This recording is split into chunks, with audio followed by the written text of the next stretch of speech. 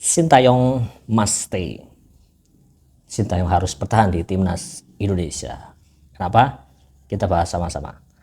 Assalamualaikum warahmatullahi wabarakatuh. Selamat datang di Mas Pecigol. Dan kali ini kita akan membahas masih dari timnas Indonesia, yaitu pelatih kepala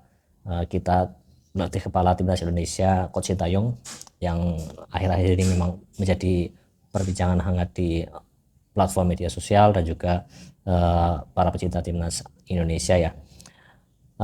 Seperti yang kita ketahui, kemarin Coach Sintayong telah membawa timnas Indonesia mencetak sejarah masuk ke babak 16 besar Piala Asia untuk pertama kalinya. Dan setelah itu banyak sekali pro dan kontra tentang apakah Coach Sintayong ini layak untuk dipertahankan atau harus angkat kaki dari timnas Indonesia. Dan hari ini kita akan bahas bersama-sama. Dan jangan lupa untuk like, subscribe, dan share serta komen menurut kalian apa yang pantas untuk Coach Sintayong, apakah diperpanjang atau out dari timnas Indonesia. Oke, nanti kita akan bahas ya sedikit dari opini saya pribadi ya. Dan yang pertama, kenapa Coach Sintayong ini harus stay di timnas Indonesia? Yang pertama yaitu faktor kedisiplinan.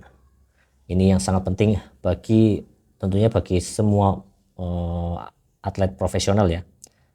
Dan sekarang kita bahas pemain profesional sepak bola, apalagi di timnas ya.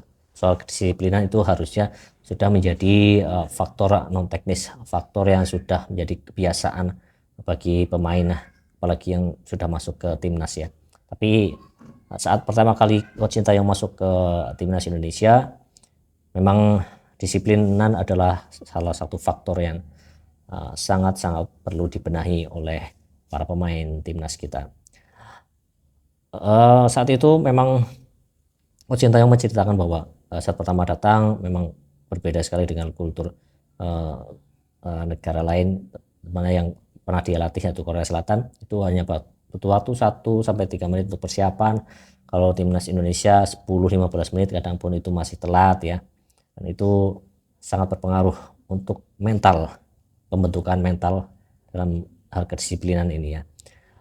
Kemudian disiplin dalam mengatur pola makan ini yang sangat-sangat mengganggu Coach Sintayong, karena pola makan itu juga akan sangat berpengaruh terhadap kekuatan, terhadap fisik, terhadap stamina mereka ya. Salah satu faktor yaitu di gizinya, pola makannya tidak boleh sembarangan, apalagi sudah masuk ke timnas. Dan itu seharusnya pola makan itu dan terus latihan itu sudah tidak perlu diajari lagi oleh pelatih tim nasional ya, karena itu harus berangkat dari klub sudah jadi gitu pemain tim nasional ya. Tapi itulah Coach Sintayong menemui masalah ini dan langsung berusaha untuk secepatnya dibenahi.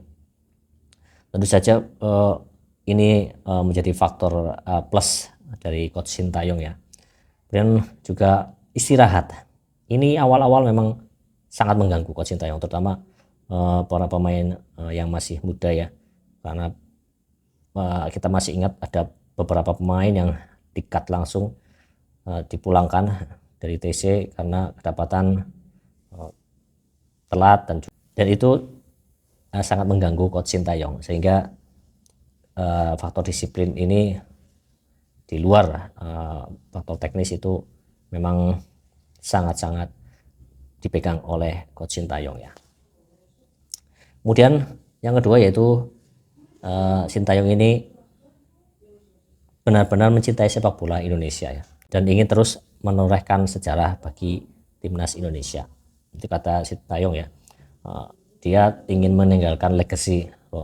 Saya tidak selamanya di sini, tapi saya saat keluar dari sini saya sudah meninggalkan pondasi yang kuat, dan saat saya masih di sini saya ingin menorehkan sejarah sebanyak mungkin untuk timnas Indonesia. Jadi karena kecintaan Coach Sintayong terhadap sepak bola Indonesia, dan itu disampaikan langsung oleh Coach Sintayong ya.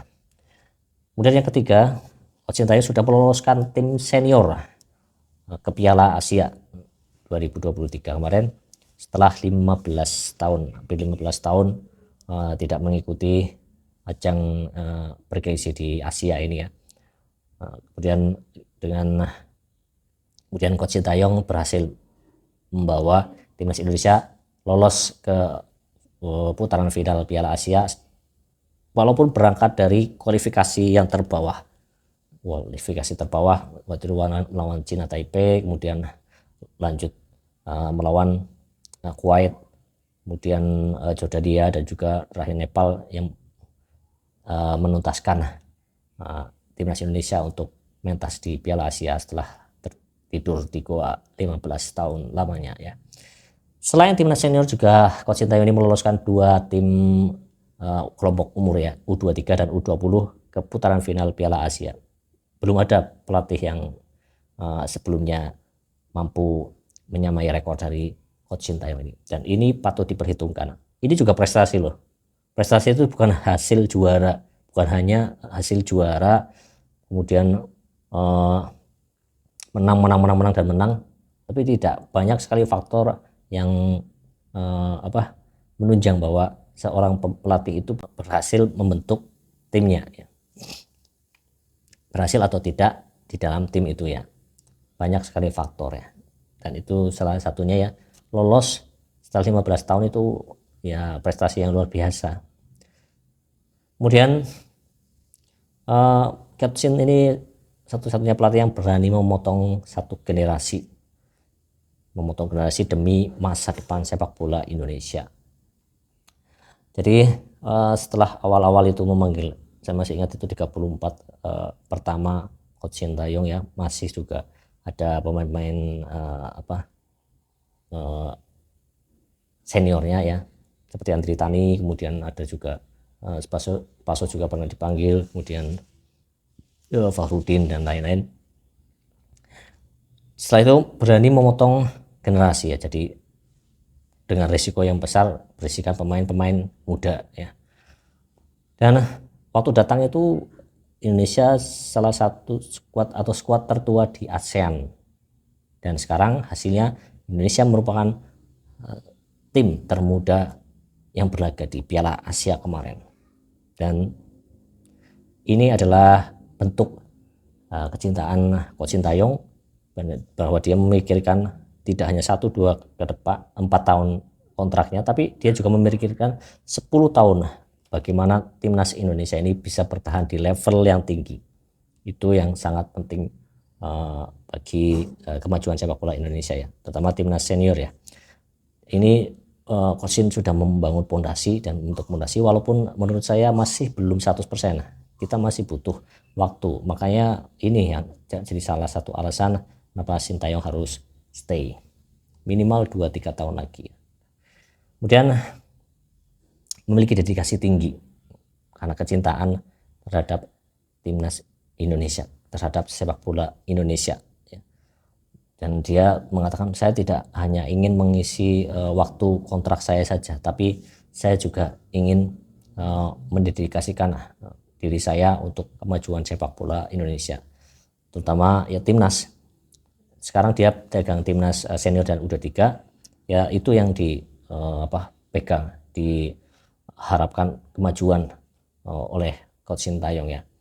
Dan ini sudah terbukti bahwa dipegang oleh Coach Sintayong, kita mengalami progres yang sangat luar biasa dalam sisi permainan, taktikal, kemudian passing, kemudian pola bermain. Ini juga salah satu hal yang menurut saya wajib Sintayong untuk stay di timnas Indonesia. Apalagi terakhir saat melawan Australia, kita lihat sendiri permainannya ya luar biasa. Melawan tim dengan ranking 25, kita ranking 142, seperti jaraknya itu nggak terlalu jauh, dan mereka itu langganan Piala Dunia loh. Jadi chemistry, itulah dedikasi tinggi akan menghasilkan chemistry di dalam lingkup tim nasional. Makanya kecintaan beliau, sepenuh hatian Coach Sintayong terhadap timnas Indonesia ini patut diapresiasi dengan kontrak baru ya. Kemudian yang terakhir yaitu Coach Sintayong mengatakan kepada Ketua Umum PSSI bahwa dirinya tidak ingin berhenti meskipun ada tawaran menggiurkan dari negara lain. Ini artinya ya beliau benar-benar memang ingin memajukan sepak bola Indonesia ya. Jadi beliau melakukan pekerjaan dengan sepenuh hati, fisik, mental, semuanya, walaupun dari luar diserang, dihujat dan sebagainya, dari dalam pecinta timnas juga banyak yang merongrong dia untuk keluar dari timnas, tapi dia tetap demi sepak bola Indonesia dia tetap bertahan, setidaknya sampai pondasi ini kuat ya.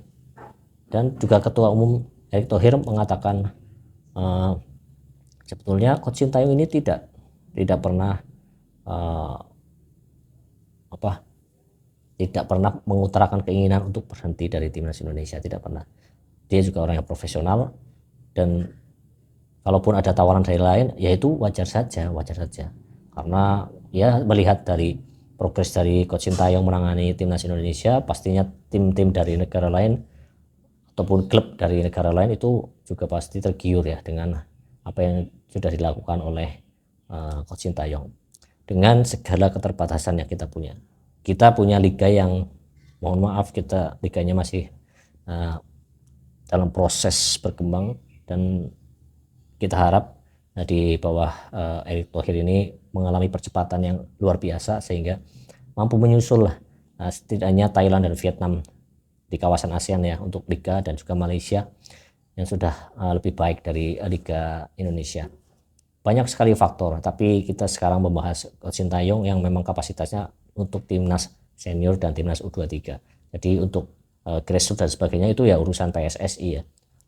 Seharusnya bukan menjadikan alasan untuk membombardir Sintayong ya.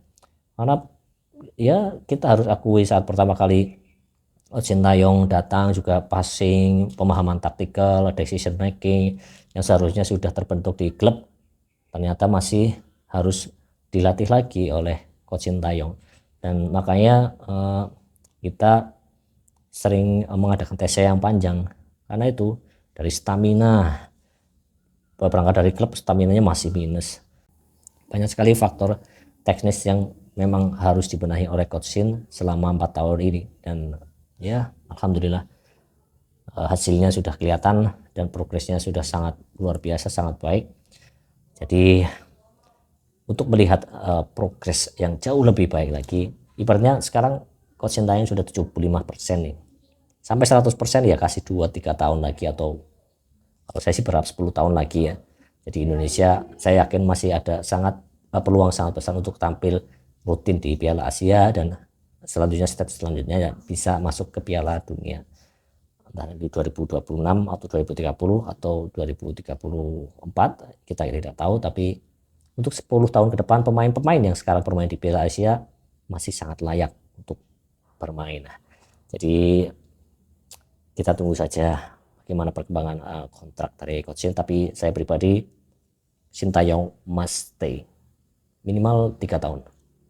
Oke, sekian pembahasan kita tentang Sintayong, dan jangan lupa untuk like, subscribe, dan share. Sekali lagi kirim komentar kalian di kolom komentar tentang apakah layak Coach Sintayong ini diperpanjang atau memang sudah sampai segini saja mentok ya.